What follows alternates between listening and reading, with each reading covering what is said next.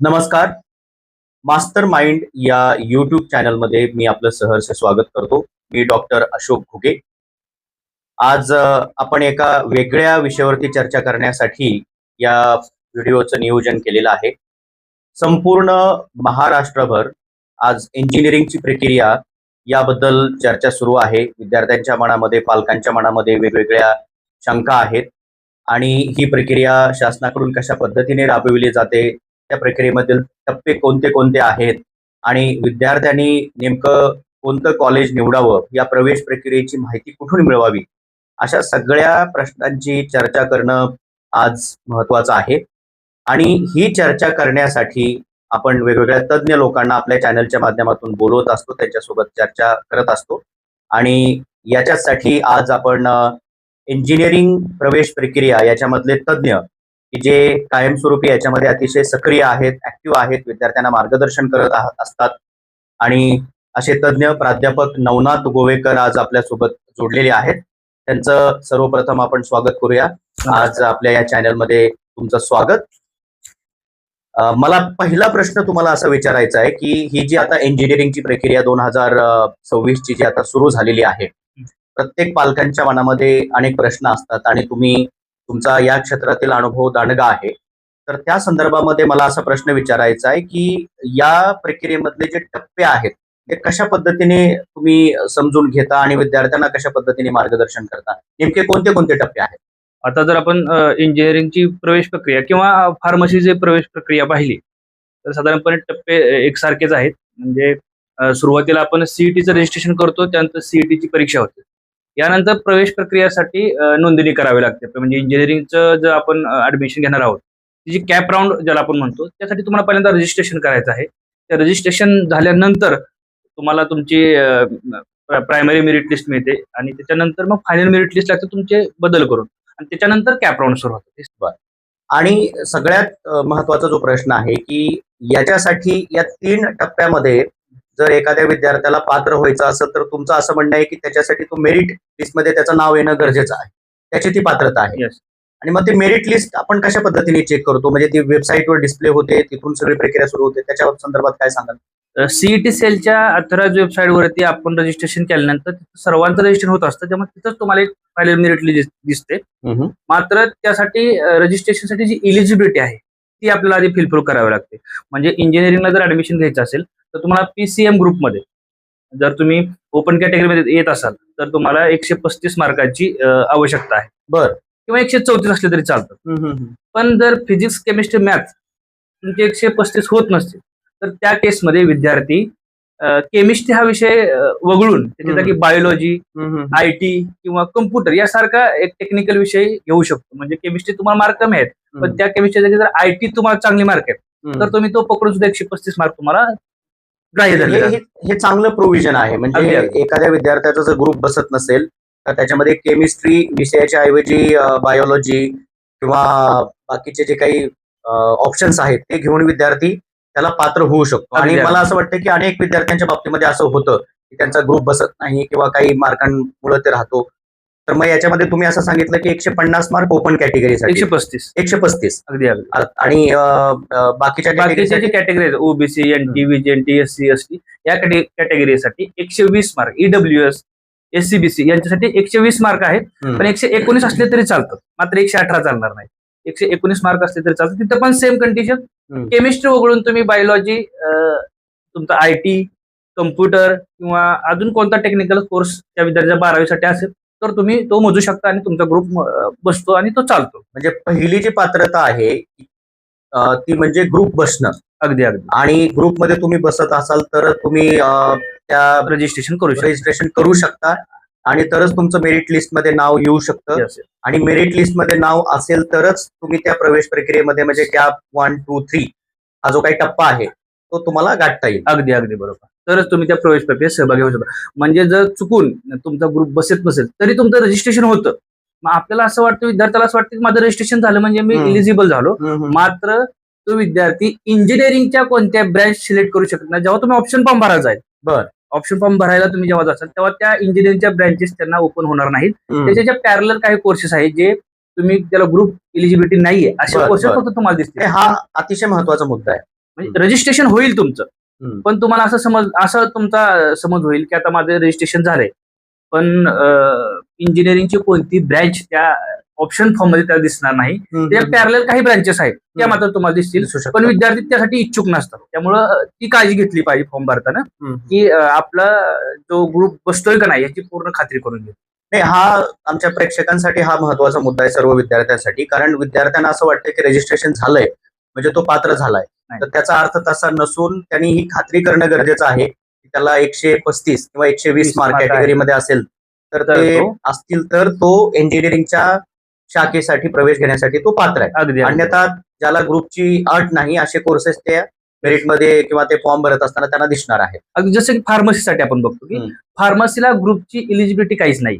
म्हणजे फार्मसी तुम्हाला करायचं असेल, इव्हन तुम्हाला सब्जेक्टची पण नाही, तुम्ही पीसीएम ग्रुपनं पण फार्मसी करू शकता, पीसीबी ग्रुपनं पण फार्मसी करू शकता. फक्त 12वी पास असणे एवढंच अनिवार्य आहे फार्मसीसाठी, बी फार्मसीसाठी, बॅचलर इन फार्मसी. आणि त्यामध्ये तुम्हाला सीईटी कोणती असली तरी चालेल, तुमची पीसीबी असली तरी चालेल, पीसीएम असली तरी चालेल, किंवा नीट एक्झाम असली तरी चालेल. या तिन्ही पैकी कोणती एक परीक्षा तुम्ही दिलेली असावी, तर तुम्ही त्या फार्मसीच्या कॅप राऊंडला इलिजिबल आहात. नाही, अर्थात ही माहिती खूप महत्वाची आहे आणि हे आपण समजून घेतलं पाहिजे की मेरिट लिस्ट, पात्रता हे कशा पद्धतीने होतात. आता पुढे जात असताना मला पुढचा प्रश्न, पालकांना किंवा विद्यार्थ्याच्या माध्यमातून आपल्याला अनेक प्रश्न येत असतात की कट ऑफ हा एक प्रकार आहे की आपण मागील वर्षाचे जे कट ऑफ असतात ते कसे समजून घ्यायचे, ते कसे पाहायचे, त्या संदर्भामध्ये अनेक पालकांचे प्रश्न असतात. तर त्या संदर्भामध्ये आपण काय माहिती द्या? कट ऑफ जर तुम्हाला पाहायचे असतील तर सीईटी सेलच्या ऑफिशियल वेबसाईटवर जाणं, तिथं तुमचे प्रवेश प्रक्रियाचा टॅब आहे, त्यात मागच्या वर्षीचा टॅब आहे किंवा या वर्षीच चालल्यानंतर तुम्हाला मागच्या वर्षीचे कट ऑफ पाहता येतात. तिथून ती डाउनलोड करणे आणि त्यात पाहणे. किंवा जर काही पालकांना किंवा विद्यार्थ्यांना अडचणीत असेल तर आपण एक नंबर दिलेला आहे, हेल्पलाईन नंबर, त्यावर ते आपल्याशी संपर्क करू शकतात. आपण त्यांना पूर्ण cut off list free of cost मध्ये देत आहोत. त्याचं त्यांना आपण काउन्सिलिंग पण करणार आहोत की कसा फॉर्म भरायचा. इथून सगळं आपण ते, जर त्यांना मेरिट लिस्ट हवी असेल तर आपण ते त्यांना फ्री ऑफ कॉस्ट देत आहोत, कारण ते आपल्याकडे आहेत. त्यांना मग मागच्या मेरिट लिस्ट मिळतील, ज्या ज्या इन्स्टिट्यूटला त्यांना प्रवेश घ्यायचा, जे कॉलेजेस त्यांचे आहेत प्री डिसाइड, त्याला आपण त्यांचा कट ऑफ.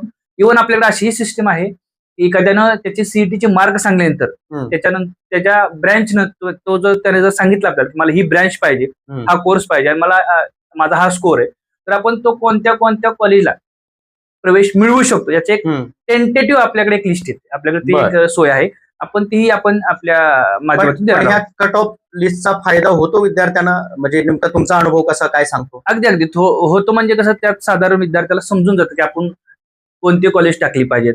तर आपण त्या कॉलेजात, म्हणजे मार्क्स जर तुमचे कमी असेल आणि तुम्ही सीओईपीचे 100 ऑप्शन टाकले, सगळ्या ब्रँचेस टाकल्या, TFWS टाकलं, तर ते होणार नाही. म्हणजे विद्यार्थ्यांना एकदा कॅप राऊंड तुमचा जातोय, म्हणजे होतं कसं कधी कधी मुलं खेळतात की चला मला 75% मार्क आहेत ना, मी पहिली टॉप 5 टाकतो. तो त्या 75 त्या टॉप 5 मध्ये बसत नाही. पण त्याच वेळेस जे खालचे कॉलेजेस आहेत, आपण टॉप 5 नंतरचे येतात, ते पहिल्या राऊंड मध्ये बऱ्यापैकी फुल होतात. मग तो 75 वाला विद्यार्थी काय करतो, सेकंड राऊंडला खालचे कॉलेज येतो, तो पण खालचे फुल झालेले असतात. त्यामुळे तो कदाचित त्याला मग त्याच्या खाली अजून जावं लागतं. म्हणजे 60ला पण एखाद्याला चांगलं कॉलेज मिळून जातो, कारण ते पहिल्याच राऊंडला बुक केलेलं असतं. 75 वाला विद्यार्थी काय करतोय, आधीच वरचे टॉपचे टाकतोय आणि सेकंड राऊंडला खाली येतोय. या केसमध्ये अजून एक गोष्ट अशी होती की आपण म्हणतो की सेकंड राऊंडला कट ऑफ कमी होईल का, तर होतं काय, 75 वाला विद्यार्थी जसं मी आता म्हणलं की तो टॉपचे 5 टाकतो, त्याला मिळत नाही प्रवेश. मग तो विद्यार्थी काय करतो, सेकंड राऊंडला खाली सरकतो. पण तोपर्यंत 70 वाला विद्यार्थ्याला एक सीट मिळालेलं असतं, बरोबर, पण 75 वाला खाली सरकतो, त्यामुळं कट ऑफ वाढतच जातो. कमी, फारशी खूप कमी संख्या आहे की कमी होईल, फारसा फरक पडत नाही, पण वाढण्याचे चान्सेस जास्त असतात, कारण जे टॉपचे विद्यार्थी आहेत ते खाली खाली सरकत असतात, त्याला वरचं नाही मिळालं की तो खाली सरकतो. त्यामुळे खाली कट ऑफ वाढण्याची शक्यता जास्त असते. त्यामुळे एक पहिला माझा सल्ला असेल की पहिल्या राऊंडला काहीतरी विद्यार्थ्याच्या हातात असणं खूप गरजेचं आहे. म्हणजे एक तरी कॉलेज तुमच्या हातात असावं, जेणेकरून तुम्हाला सेकंड थर्ड राऊंड किती राऊंड खेळतात असं अजिबात कुठंच प्रोव्हिजन नाहीये की पहिल्या राऊंडला तुम्ही जर एखादं कॉलेज मिळालं तर तुम्ही दुसऱ्या राऊंड खेळू शकत नाही, असं नाही. फक्त थोडेसे नियम असे आहेत की पहिल्या राऊंडला जर 1 नंबरचं कॉलेज तुम्हाला मिळालं, पहिल्या पसंती क्रम जर तुम्हाला मिळाला तर तो अनिवार्य आहे. आणि दुसऱ्या राऊंडला पहिले 3, तिसऱ्या राऊंडला नंतर 6, चौथ्या राऊंडला ऑल तुम्हाला कंपल्सरी आहे. बरोबर, जे लागेल ते तुम्हाला घ्यावंच लागणार. 4 राऊंड एकंदरीत आहेत. 4था राऊंड तुम्हाला मॅन्डेटरी आहे, जे लागेल ते तुम्हाला घ्यावंच लागणार. म्हणून त्या ज्या खाली तुम्हाला जर पहिले 10वंच लागत राहिलं तर तुमच्या हातात एक कॉलेज राहतं आणि तुम्ही पुढे पुढे जाऊ हे शकता. पर्याय आहे. थोडक्यात तुमचं म्हणणं असं आहे की विद्यार्थ्यांनी फॉर्म भरत असताना जे काही अल्गोरिदम आहे, कट ऑफचं किंवा 1 नंबरचं कॉलेज तुम्ही टाकता, सुरुवातीला कुठल्याही विद्यार्थ्याची ही भावना असते की त्याला टॉपचं कॉलेज मिळालं पाहिजे. अगदी अगदी त्या दृष्टीने तो टॉपचं कॉलेज टाकतो, पण तसं ते वर्कआउट होत नाही आणि त्याला ज्यावेळेस नंबर मिळत नाही त्यावेळेस तो खाली बाकीचे पुढचे ऑप्शन द्यायला सुरुवात करतो, पण तो कट ऑफ काही खाली येत नाही. म्हणून त्याने सुरुवातीला त्याच्या मेरिटनुसार म्हणजे त्याच्या मार्कांनुसार कट ऑफ बघून त्याने ते टाकणं गरजेचं आहे. आणि अतिशय महत्वाचा मुद्दा तुम्ही सांगितला तो असा की विद्यार्थ्याच्या हातामध्ये एखादं कॉलेज पहिल्या राऊंडमध्ये असणं गरजेचं आहे. म्हणजे तो ते ऑप्शन पार्क करून तो दुसऱ्या राऊंडसाठी दुसऱ्या कॉलेजसाठी सर्च करू शकतो. अगदी अगदी त्याला तो स्कोप राहतो काहीतरी. ठीक आहे. म्हणजे ही सगळी प्रक्रिया जर आपण विचार केला तर आता जसं तुम्ही सुरुवातीला एक पहिल्या प्रश्नामध्ये तुम्ही मला सांगितलं की ऑप्शन फॉर्म हा एक प्रकार असतो. ऑप्शन फॉर्म आपल्याला भरावा लागतो आणि त्यातूनच हे सगळे आपल्याला राऊंड्स म्हणजे ओपन होतात. तर ऑप्शन फॉर्म कशा पद्धतीने भरला जातो आणि नेमकं त्याच्या संदर्भामधली काय माहिती आपल्याला विद्यार्थ्यांना देता येईल? ऑप्शन फॉर्म भरताना विद्यार्थ्याला 300 महाविद्यालयांची नावं टाकण्याची संधी प्रत्येक राऊंड मध्ये आहे. म्हणजे पहिला राऊंड भरत असताना तुम्ही 300 कॉलेजची नावं टाकू शकता. मी तर असं म्हणेल की विद्यार्थ्यांनी 300 टाकले तरी चालेल, कमीत कमी 100 तरी टाकावं. कारण पहिल्या राऊंड मध्ये तुमच्या हातात काहीतरी असणं ते तेव्हाच शक्य आहे जेव्हा तुम्ही जास्त कॉलेजेस टाका. बरोबर. म्हणजे ऍटलीस्ट 50 ते 100च्या मध्ये तरी तुम्ही कॉलेज टाकली पाहिजे. तेवढी कॉलेजची लिस्ट तुम्ही चूज केली पाहिजे. अगदी. आणि त्यानुसार तुम्ही गेले पाहिजे. आता काही विद्यार्थ्यांचं कसं असतं की मला ब्रँचला प्राधान्य द्यायचंय, कॉलेजला नाही. तर काहींचं असं असतं की मला कॉलेजला प्राधान्य द्यायचंय, ब्रँचला नाही. म्हणजे एखाद्याला वाटतं की मला कम्प्युटरच पाहिजे, मला ते COEP ला मिळू द्या किंवा इतर कोणत्या कॉलेजला मिळू द्या, तर मला CSS पाहिजे. तर काहींचं असतं की नाही मला COEPच द्या, मग कुठली ब्रँच चालेल. मग तो तुम्हाला सिक्वेन्स निवडता आला पाहिजे. विद्यार्थ्यांना पहिल्यांदा ते ठरवलं पाहिजे की मला ब्रँचवर कॉम्प्रोमाइज करायचंय का महाविद्यालयावर. जर तुम्हाला कम्प्युटर ब्रँच पाहिजे आणि कोणतेही कॉलेज, तर तुम्ही पहिले कम्प्युटरची लिस्ट टाका. बरोबर. तुमचं असं वाटलं की माझा दुसरा चॉईस IT आहे, तर तुम्ही त्याच्यानंतर सेम खाली घ्या तीच कॉलेजेस, फक्त IT ब्रँच निवडा. बरोबर. असं तुम्हाला करता येतं. ही एक आहे. म्हणजे ऑप्शन फॉर्म भरण्याची ही प्रक्रिया अशा पद्धतीने आपण करू शकतो. अगदी बरोबर. पण तुमचा अनुभव काय सांगतो की आता समजा विद्यार्थ्यांचं प्राधान्य कशासाठी असतं? पालकांचं शाखेसाठी असतं की कॉलेजसाठी असतं आणि त्यांनी काय फरक पडतो का? म्हणजे एखाद्या विद्यार्थ्याला एक ठराविक कॉलेजमध्येच ऍडमिशन पाहिजे, पण त्याची इच्छा आहे की त्याला कम्प्युटर इंजिनिअरिंग मध्ये करायचं, पण तिथं मिळत नाही. मग तो अशा केसमध्ये काय करू शकतो किंवा त्याला कॉलेजेस निवडलं पाहिजे का ब्रँच निवडली पाहिजे? तुमचा काय सल्ला राहील याबाबत? आता विद्यार्थ्यांची चॉईस कशी आहे की मला प्लेसमेंट किंवा अकॅडमिक्स, या 2 गोष्टी विद्यार्थी पाहतात. बरोबर. मला प्लेसमेंट तिथे मिळणार आहे का तिथे अकॅडमिक स्ट्रॉंग आहे. कधी कधी विद्यार्थी म्हणतात की जर अकॅडमिक स्ट्रॉंग असेल तर मी प्लेसमेंट मला मिळू शकते. बरोबर. काही प्लेसमेंट स्ट्रॉंग असेल तर अकॅडमिक थोडं आपण कॉम्प्रोमाइज करू. पण विद्यार्थी ब्रँच जर फर्म असेल की मला कम्प्युटरच करायचं, तर त्यानं कॉलेज कॉम्प्रोमाइज केलं तरी चालते. कारण कधी कधी होतं मन लागत नाही तुमचं, मग कम्प्युटर पाहिजे असताना तुम्हाला जर ENTC मिळालं तर तुम्ही विद्यार्थी तो तग धरत नाही किंवा त्याची मग मानसिकता थोडी जास्त. अशा विद्यार्थ्यांना जी ब्रँच हवी थोडं कॉलेज कॉम्प्रोमाइज करा, पण जास्तही खाली येणं चांगलं नाही. म्हणजे त्याची परत तीच अडचण होती की मग कम्प्युटर पाहिजे अगदी 100 कॉलेज लागलं. मग त्या केसमध्ये तुम्ही कम्प्युटर रिलेटेड अजून इतर ब्रँचेस आहेत, अगदी ENTC पर्यंत कम्प्युटर आहे, AIDS आहे, AIML आहे, आता कम्प्युटर आणि इलेक्ट्रॉनिक्स आले, रोबोटिक्स आले, ऑटोमेशन आले. यात विद्यार्थी मग थोडेसे सफल होतात. पण विद्यार्थ्यांनी ऍटलीस्ट 4-5 त्या रिलेटेड कोर्सेसची तयारी ठेवली, मानसिक तयारी ठेवली ना, त्यांना एखादं चांगलं कॉलेज मिळून जातं. ही सगळी प्रक्रिया आपण म्हणजे त्या तुम्हाला डिसिजन्स क्विक घ्यावे लागतात, फास्ट घ्यावे लागतात. अगदी अगदी. आणि ऑप्शन फॉर्म कसे भरायचे हे विद्यार्थ्यांनी स्वतः भरण्यापेक्षा त्यांनी मार्गदर्शन जर घेतलं एका तज्ञाकडून तर त्याचा फायदा होतो. म्हणजे मला आपल्या सर्व विद्यार्थ्यांना हे पण सांगायचं आहे की तुम्ही ऑप्शन फॉर्म भरत असताना आता जसे प्राध्यापक नवनाथ गोवेकर आहेत किंवा इतर जे मार्गदर्शक असतील त्यांचा सल्ला जर तुम्ही घेतला तर त्याचा फायदा होऊ शकतो. कारण त्यांना ही सगळी प्रक्रिया वर्षानुवर्ष ते राबवत आहेत आणि त्यातून विद्यार्थ्यांनी नेमकं काय निवडावं हे त्यांच्या लक्षात येतं.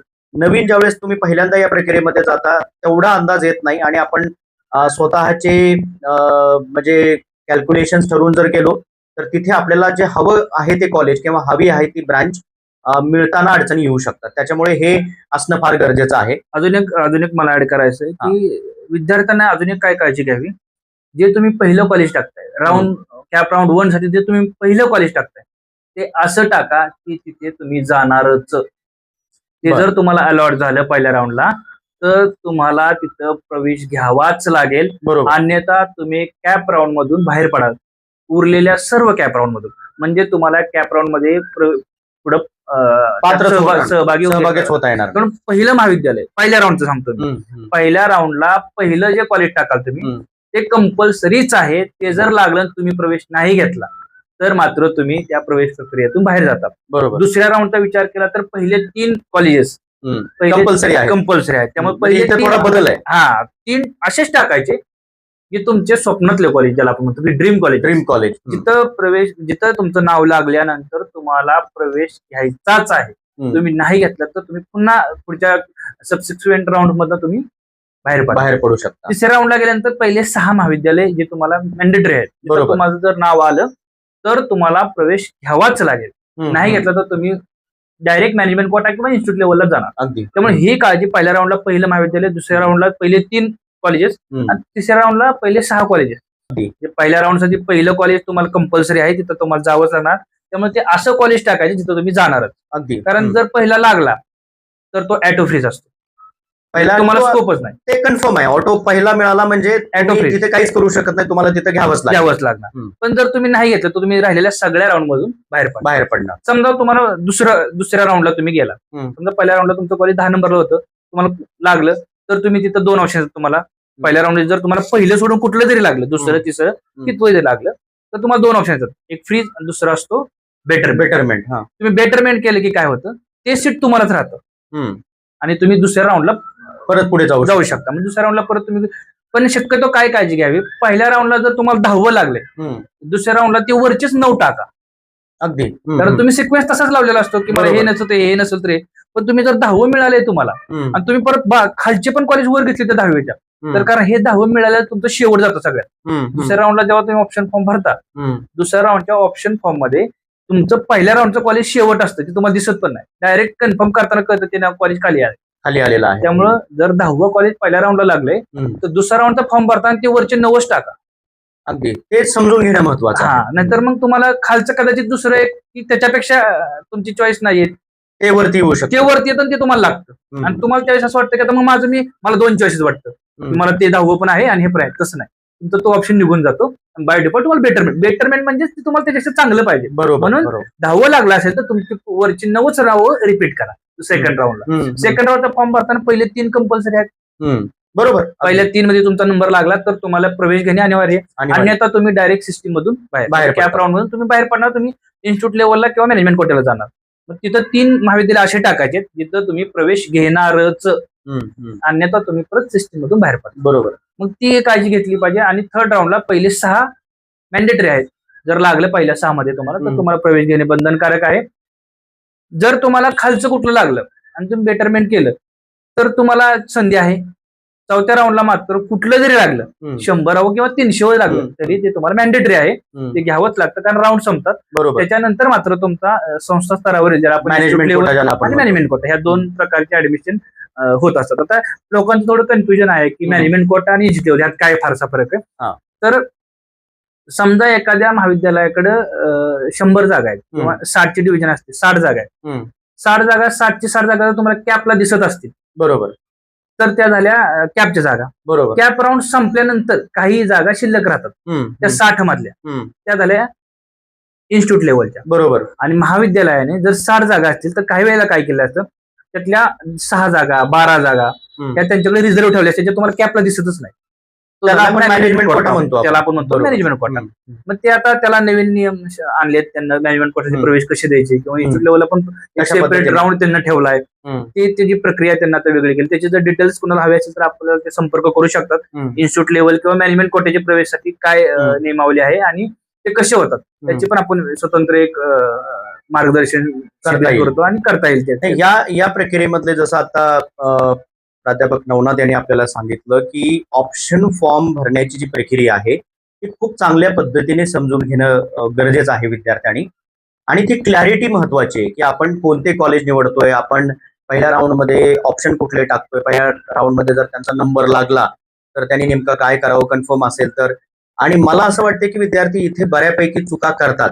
म्हणजे त्यांना असं वाटतं की आपण बेटरमेंटला गेलं पाहिजे, परंतु ते पूर्वीचं जे कॉलेज लागलेलं आहे त्याच्या संदर्भामध्ये कुठला निर्णय ते घेत नाहीत, किंवा त्यांना हे माहिती नसते की पहिल्या राऊंडमध्ये जर पहिल्या क्रमांकाचं कॉलेज लागलेलं असेल तर तुम्हाला पुढे जाण्याचा ऑप्शन नसतोच. दुसऱ्या राऊंडमध्ये जर पहिल्या 3 मध्ये लागला असेल तर परत पुढे जाण्याचा ऑप्शन नसतो, आणि तिसऱ्या राऊंडमध्ये पहिले 6 जे आहेत. तर हे समजून घेणं गरजेचं आहे, आणि अतिशय चांगल्या पद्धतीने तुम्ही माहिती दिलेली आहे. आता या प्रक्रियेमध्ये म्हणजे जसं आपण बघितलं की अगदी सुरुवातीपासून आपण पाहत आहोत की ही प्रक्रिया कशी सुरू होते, मेरिट लिस्ट कशा पद्धतीने समजून घेतली पाहिजे, त्याच्यानंतर तुम्ही कट ऑफचं पण सांगितलं, आणि सगळ्यात महत्वाचा मुद्दा जो आहे ते या सगळ्या प्रक्रियेमधला जो ऑप्शन फॉर्म कसा भरायचा.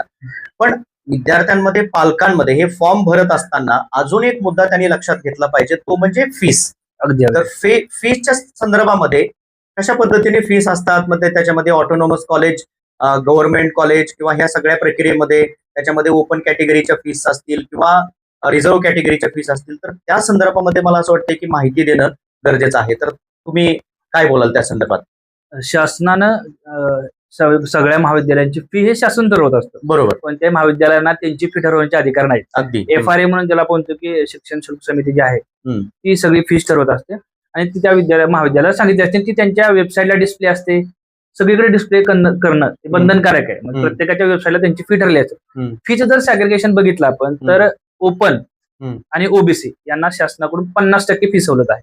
बरं. मुलांच्या बाबतीत बोलतो मी, मुलांच्या बाबतीत, कारण आता नवीन याच्यानुसार मुलींना तर मोफतच आहे. मोफतच फक्त आहे. एक अट आहे की त्या मुलीचं वार्षिक उत्पन्न हे पालकांचं 8 लाखाच्या आतलं पाहिजे, तर त्या मुलींची जी फी आपण म्हणतो आहे त्याची सवलत मिळते. दुसरी अट, त्या मुलीचा प्रवेश हा आपल्या कॅप राऊंड मधनं झालेला पाहिजे. ती अट आहे.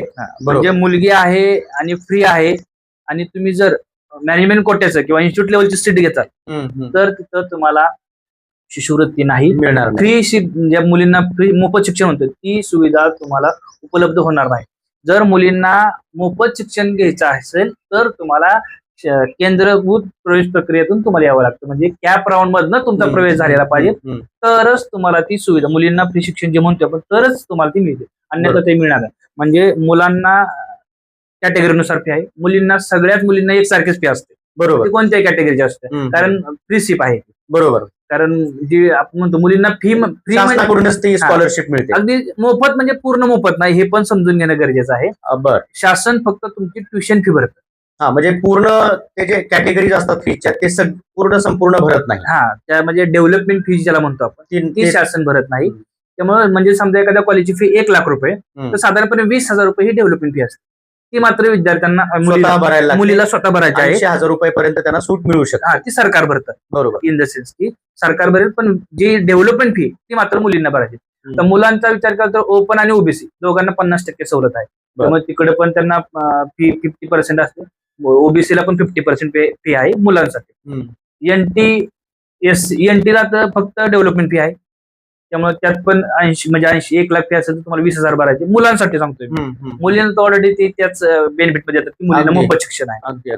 एससीला डेव्हलपमेंट फी पण सरकार भरतं. त्यांची काय नाममात्र कॉलेज फी असेल तेवढीच तुम्हाला भरायची, ती खूप म्हणजे कमी आहे, कमी प्रमाणामध्ये. त्यामुळे पण एनटीला फक्त डेव्हलपमेंट फी भरायची, बाकी शासन भरतं.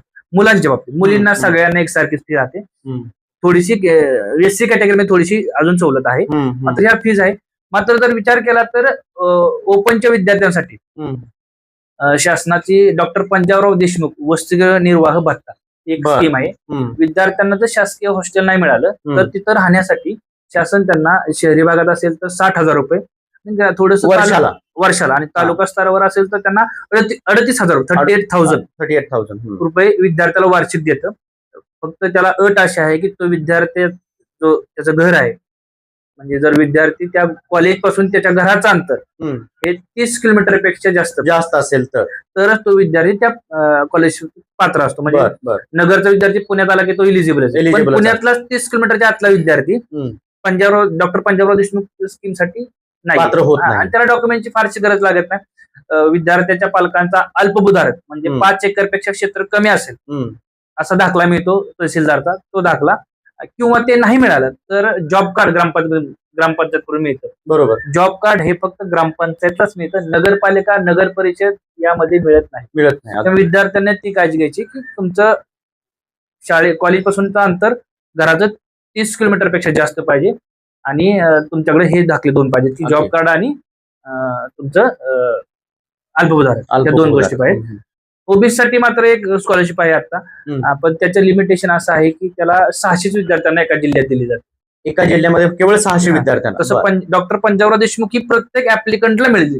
तुम्ही अप्लाय केलं की तुम्हाला मिळणार, मिळून जाणार. मग तुम्ही पात्र असाल तर तुम्हाला ती मिळून जाते. तशीच ओबीसीच्या मुलांसाठी ही राहण्याची स्कीम आहे. मात्र त्याला एकच अडचण आहे की त्याला 600 विद्यार्थ्यांना मिळते. लकी ड्रॉ सिस्टीम आहे. आलेल्या फॉर्म मधून लकी ड्रॉ आणि 600 विद्यार्थी काढले जातात आणि ओबीसीचे त्या विद्यार्थ्यांना ती मिळते. एनटी ला तशी स्कीम आहे पंडित दीनदयाळ म्हणून, ती पण फॉर्म भरू शकतात. आणि मेंटेनन्स म्हणून एक स्कीम आहे, त्याच्या अंडर प्रत्येक एनटीच्या विद्यार्थ्याला 10,000 रुपये मिळतात. एनटी आणि एससी दोघांना एक मेंटेनन्सचे 10,000 रुपये मिळतात. त्यांना तो फॉर्म भरावा, ते 10,000 त्यांना 100% जातात.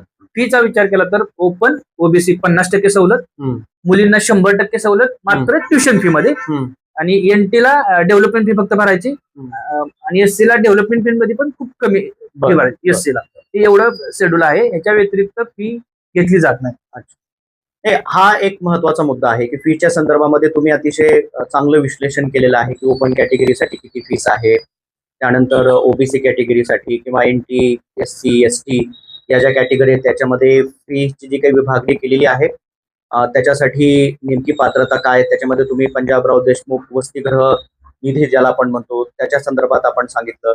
पुन्हा मेंटेनन्स जे काही चार्जेस तुम्हाला मिळतात ओबीसी साठी सांगितले. ही माहिती तुम्ही लक्षात ठेवा. ज्यावेळेस तुम्ही प्रवेश प्रक्रियेमध्ये जाल त्यावेळेस तुम्हाला डिटेल्स गव्हर्नमेंटच्या वेबसाईटवरती मिळतात, किंवा याच्यामध्ये अजून तुम्हाला माहिती मिळत पाहिजे असेल तर तुम्ही आम्हाला संपर्क साधू शकता. पण फीच्या संदर्भामध्ये ही जी माहिती आहे ती अतिशय महत्वाची आहे. आणि कॉलेजची प्रक्रिया करत असताना म्हणजे कॅप राऊंडची सेंट्रल ऍडमिशन प्रोसेसची प्रक्रिया करत असताना मला वाटतं हा मुद्दा पण विद्यार्थ्यांनी लक्षात ठेवायला पाहिजे. अजून एक ऍड करू तुम्ही, जर विद्यार्थी समजा एखाद्या एनटी कॅटेगरीचा आहे पण प्रवेश प्रक्रिये दरम्यान त्याच्याकडे डॉक्युमेंट नाहीये, त्याचं कास्ट व्हॅलिडिटी आलेलं नाही किंवा त्याच्याकडे कास्ट सर्टिफिकेट नाही किंवा नॉन क्रिमिनल निघालं नाही काही कारणामुळे आणि मार्क्स चांगले आहेत आणि ते मग त्यानं ठरवले की नाही मग ओपन मधनं फॉर्म भरतो मी, आणि त्यानं जर ओपन मधून फॉर्म भरला त्याचा प्रवेश झाला तरी त्याला एनटीची स्कॉलरशिप मिळते. ओपन मध्ये गेला म्हणून त्याची ओपनची स्कॉलरशिप मिळत नाही असं काही नाही. त्याचा प्रवेश कोणत्याही कॅटेगरीत नव्हत्या. एनटीचा विद्यार्थ्याचा प्रवेश काही डॉक्युमेंटच्या कारणामुळे जर ओपन मधून झाला, ओबीसीच्या विद्यार्थ्याचा प्रवेश काही कारणामुळे ओपन मधून झाला, किंवा एससी एसटी या कुणाचाही प्रवेश काही डॉक्युमेंटच्या कारणास्तव जर ओपन मधून झाला तरी त्यांना त्यांच्या कॅटेगरीचीच फी लागू राहते. हा महत्वाचा मुद्दा आहे. असं काही नाही की तुमचा प्रवेश ओबीसीचा विद्यार्थी आहे त्याचा प्रवेश ओपन मधनं झालाय किंवा सीट टाईप त्याला ओपनचे मिळाले म्हणून त्याला ओपनची फी लागू राहील असं अजिबात नाही. आता तुम्ही हा मुद्दा उपस्थित केलेलाच आहे की पात्रतेच्या बाबतीमधला किंवा कागदपत्र जी लागतात. आता एनटीची एखादी जागा असेल आणि विद्यार्थ्यांनी तिथं अप्लाय केलं पण त्याच्याकडे त्यावेळेस ते डॉक्युमेंट्स नाही आहेत, त्याच्यामुळे त्यांनी ओपन मध्ये घेतलं. हा एक भाग झाला त्याचा. पण या सगळ्या प्रक्रियेमध्ये अतिशय महत्वाचा जो भाग आहे तो म्हणजे कोणती कागदपत्रे लागतात. म्हणजे ओपनसाठी असेल किंवा कॅटेगरीसाठी असेल तर ते महत्वाचं आहे, कारण तिथे मला असं वाटतं की पालकांचा बराच गोंधळ उडतो. बेसिक डॉक्युमेंट्स असतात पण ते काढण्यासाठी विलंब करतात. आणि मी स्वतः ते पाहिलेलं आहे की प्रवेश प्रक्रिया सुरू झाल्यानंतर पालकांची धावपळ सुरू होते आणि सगळ्याच पालकांची एकत्रित गर्दी होते. तर मला असं वाटतं की त्या संदर्भात तुम्ही एक सखोल मार्गदर्शन केलं पाहिजे. कोणती कोणती कागदपत्रे लागतात. आता इंजिनिअरिंगच्या प्रवेश प्रक्रिया ही 12वीच्या बेसवर होती. बरोबर. याचा अर्थ 10वीचं मार्कशीट त्याकडे असणारच आहे. 12वीचं मार्कशीट मिळायच्या आधीच प्रक्रिया सुरू होते. अगदी म्हणजे तुम्ही सीट नंबर नुसता टाकला तर रजिस्ट्रेशन चालू होतं. नंतर रिझल्ट लागल्यानंतर ते ऑटो फेच करतं. तुमची मार्क त्याच्याकडे ऑटोमॅटिक लिंक असतात, ऑटोमॅटिक त्यांना मिळतं. ते टाकावे लागत नाहीत तुम्हाला, ते ऑटोमॅटिक पुढे जातं. म्हणजे 10वीचं मार्कशीट 12वीचं मार्कशीट बरोबर. सीईटीचं तुमचं त्या सीईटी सेल मधून ते फेच करून घेतं. तुम्ही तुमचा एनरोलमेंट नंबर टाकला किंवा त्यांचा रोल नंबर असतो तो टाकला तर ते सीईटीचे मार्क ऑटोमॅटिक फेच करून घेतात. बरोबर. ही 2 डॉक्युमेंट आहेत.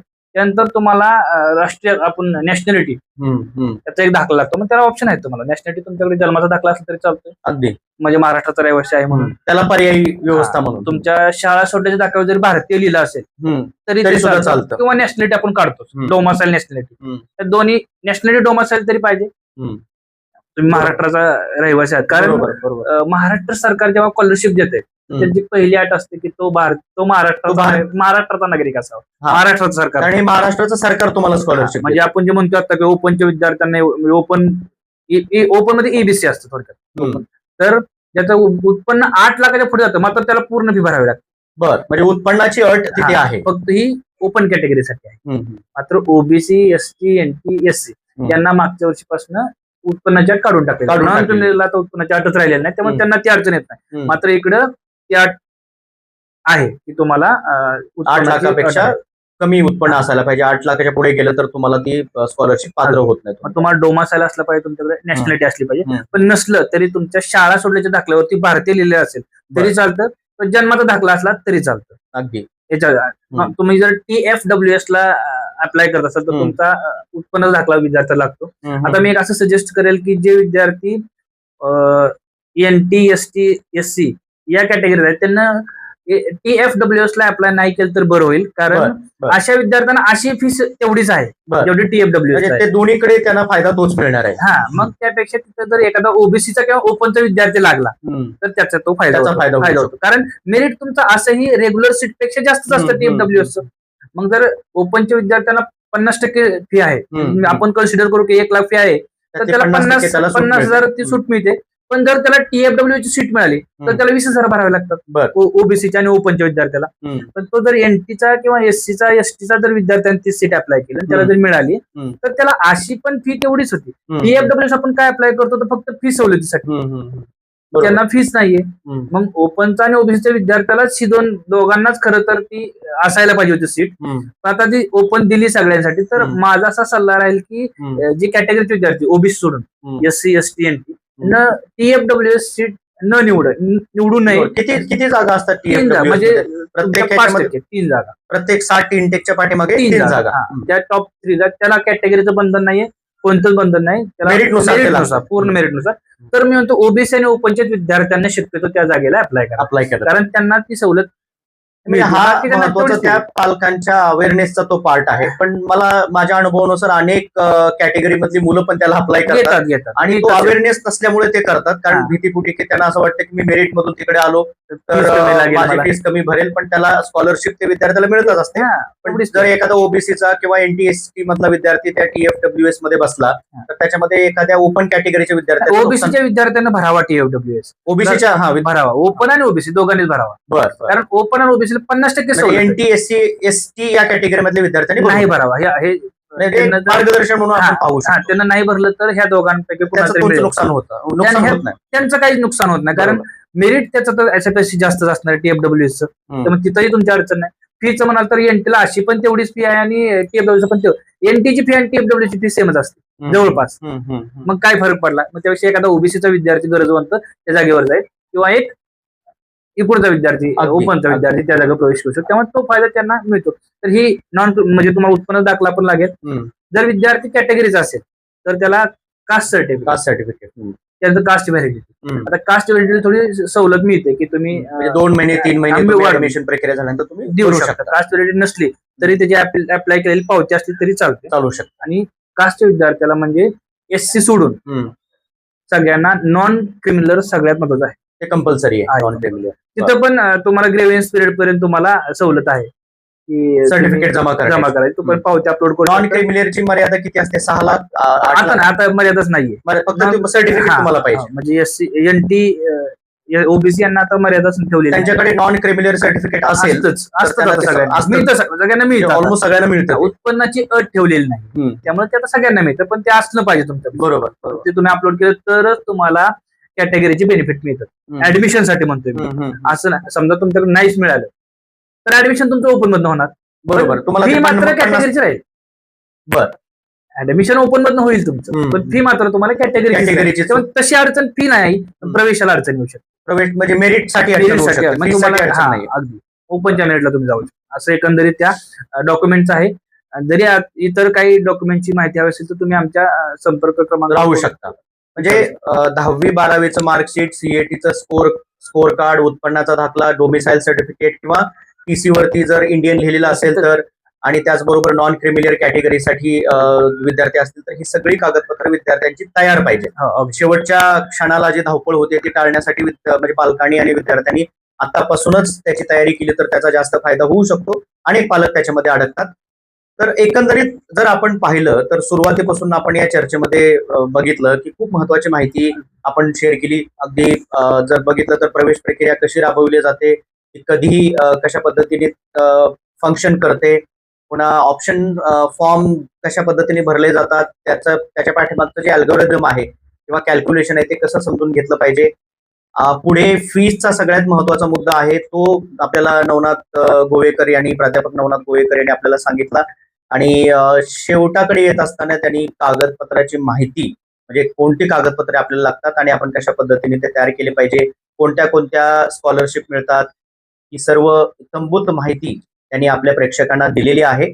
आता शेवटचा प्रश्न म्हणजे जसं मी म्हटलं की या सगळ्या प्रक्रियेमध्ये ते वर्षानुवर्ष काम करत आहेत आणि त्यांना अनुभव आहे. तर तुम्ही आता पालकांना आणि विद्यार्थ्यांना या प्रक्रियेमध्ये सहभागी होण्यापूर्वी अजून कोणते कोणते मुद्दे तुम्हाला म्हणजे सांगता येतील किंवा सांगू इच्छिता आपण या मुलाखतीच्या शेवटाकडे जात असताना, त्या संदर्भात तुमचं काय मार्गदर्शन आहे? विद्यार्थ्याला कोणत्या ब्रँचला ऍडमिशन घेते आणि कोणत्या कॉलेजला ऍडमिशन घ्यायचे याची पूर्ण लिस्ट कॉलेजची त्यानं पहिल्यांदाच काढून घेते. डॉक्युमेंट आता मार्च संपलाय, त्यामुळे मार्च नंतरची उत्पन्न दाखवा शक्यता आपल्याला मार्च टू मार्च येते. तर आता काढून घ्यावी. डॉक्युमेंट पहिली तुमची सगळी असली ना, तुम्हाला कोणती अडचण येत. पालकांनी डॉक्युमेंटची काळजी, कागदपत्र ही पूर्तता करणं पालकांची जबाबदारी आहे, तर ते खूप महत्वाचं आहे. त्याच्यानंतर विद्यार्थ्याला कोणती ब्रँच पाहिजे आणि त्याचा स्कोर काय, या दोन्ही गोष्टींना तुम्ही ठेवलं पाहिजे. विद्यार्थ्याचा स्कोर असतो 60, सीईटीचा त्याला 60% असतो आणि त्याची पहिली 100 कॉलेज, सीओईपी, पुण्यातली टॉपची विद्यालय, गव्हर्नमेंट कॉलेज सगळी महाराष्ट्रातली, तर त्याचा फक्त राऊंड वाया जातो, त्यांना मिळणार काहीच नाही. त्यामुळे आपला स्कोर आणि कॉलेजची लिस्ट मॅच करायची.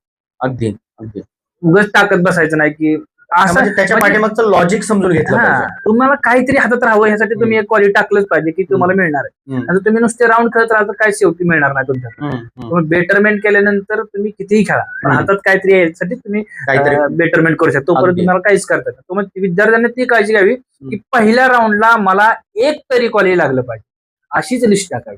बरोबर बरोबर, ते खूप गरजेचं आहे. नंतर विद्यार्थी पहिल्या राऊंडला जर लागला नाही ना, तर तो इतका पॅनिक होतो, अडचणीला सामोरं जाऊ शकतो. तो नंतर मग कोणतेही कॉलेज टाकतो, कारण त्याला आता मिळालेलं नसते. आणि मग ते खालचे पण कॉलेज राऊंड नंतर पॅक होत जातात, कारण पहिल्या राऊंडला जरी पोरांना प्रवेश घेतला नसते तरी त्या कॉलेजच्या पोरांना बेटरमेंट केलेलं असेल ना, ती जागा तुम्हाला दिसत नाही, ती जागा ब्लॉकच दाखवतं. 100 म्हणजे 100ची अलॉटमेंट झाली आणि 100 लोकांनी जरी बेटरमेंट केलं तरी जागा 0 असं दाखवतो. मग विद्यार्थी पॅनिक होतात, मग ते अतिशय गोंधळात कोणतीही कॉलेज ऍड करणार आणि मग त्याच्यात त्यांची गफलत होऊ शकते, निर्णय चुकू शकतो. त्यामुळे ती काळजी घेणं गरजेचं आहे. जास्तीत जास्त महाविद्यालय पहिल्याच राऊंड मध्ये टाकणे, एक हातात ठेवणे, बेटरमेंट करा. 3 राऊंड तुम्ही बेटरमेंट करू शकता. म्हणजे कधी कधी तुम्हाला सांगितलं तुमच्या हातामध्ये काहीतरी असणं गरजेचं आहे, कारण काहीतरी कधी सांगतात काय तुम्हाला हे घ्यावंच लागेल, असं काही नसतं. बेटरमेंट केल्यानंतर तुम्ही शेवटच्या राऊंड पर्यंत बेटरमेंट करू शकता. अगदी. त्यामुळे काही अडचण नाही, एक महाविद्यालय हातात असतं गरजेचं आहे. आणि त्यानंतर मग कागदपत्राचं जसं मी सांगितलं, त्यानंतर तुमची डॉक्युमेंट्स, अगदी कॉलेजची लिस्ट तुमची प्रिपेअर्ड असणं हे खूप गरजेचं आहे. घाई न करणं, गरज असल्यास काउन्सिलर घेणं, आणि यातला काउन्सिलर हा तज्ञ असला पाहिजे. कारण बऱ्याच ठिकाणी ग्रुप क्वालिफाय वरून खूप म्हणजे मला बरेच फोन येतात की सर माझ्या ग्रुपमध्ये माझा ग्रुप बसत नाहीये, पण बायोलॉजी पकडल्या बसतो, पण ते काउन्सिलर म्हणतात की ते चालणार नाही, तर ते चालतं. त्यामुळे विद्यार्थ्यांनी काउन्सिलर पण घेताना माहितीतलाच घ्यावा, मिसगाईड व्हायला नको. आणि यातला ज्यांना काम केले त्यातनं घेतलं तर अतिशय चांगलं, की त्यांना माहिती असते त्याची, म्हणजे अगदी इन्स्टिट्यूट कोट्यापर्यंत त्यांना माहिती, अशा लोकांना त्यांना काउन्सिलर म्हणून घ्यावं आणि या प्रक्रियेला सामोरे जावं. या मुलाखतीच्या माध्यमातून आपल्याला प्राध्यापक नवनाथ गोवेकर यांनी मार्गदर्शन केलेलं आहे आणि त्यांनी आपल्याला हे पण आपल्याला सूचित केलेलं आहे की तुम्ही एखाद्या मार्गदर्शकांकडे गेला तर तो तज्ञ असायला पाहिजे.